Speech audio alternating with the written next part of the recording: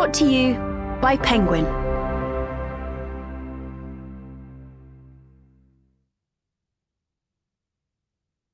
Love in Exile. Written and read by me, Shon Faye. For Maria, who taught her friends new things about love, and who will be greatly missed by us all. At the bottom of her heart, however, she was waiting for something to happen. Like shipwrecked sailors, she turned despairing eyes upon the solitude of her life, seeking afar off some white sail in the mists of the horizon. Gustave Flaubert, Madame Bovary. Preface. We ache for love, but love eludes us. Out of this crisis comes so much of what it means to be human. Admittedly, this isn't a fresh observation unless you've happened to skip several millennia of poetry, music, and art.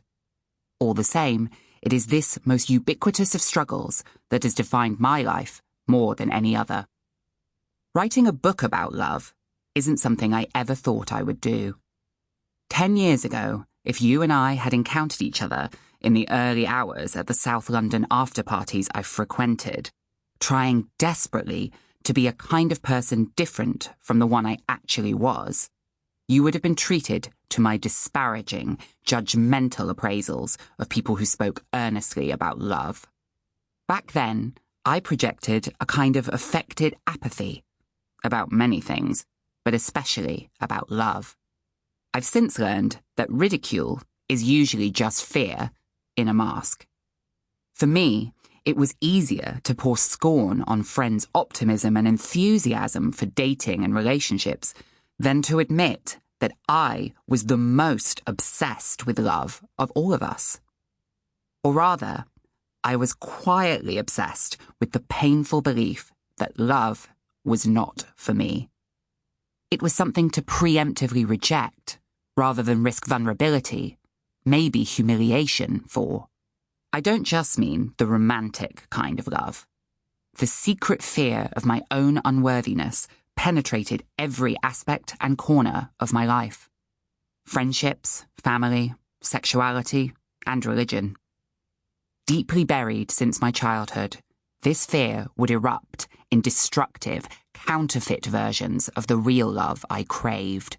Addictions and short-lived romances that were either euphoric and fantastical or excruciatingly painful and unhinged. Often both. This book is, first, a tracing of some of these moments. Some names and details have been changed or withheld to protect the privacy of the other people involved. It's also an exploration of the ways I continue to confront my old, damaging ideas about love and lovelessness, and my ongoing search for the new.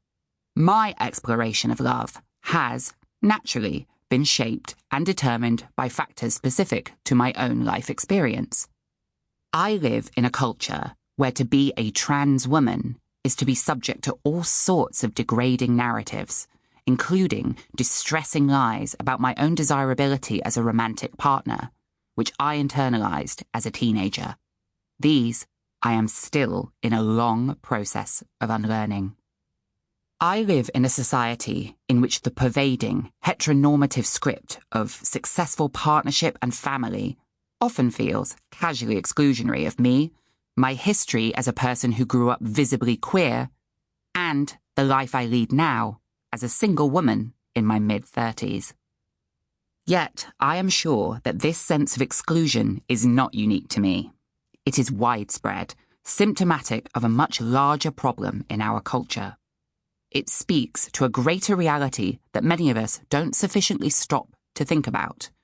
That the architecture of contemporary love, from relationships to parenthood, to sex, to friendship, to personal well-being, and even our deeper need for spiritual nourishment and wholeness, is a highly politicized terrain. Social institutions. Sample complete. Ready to continue?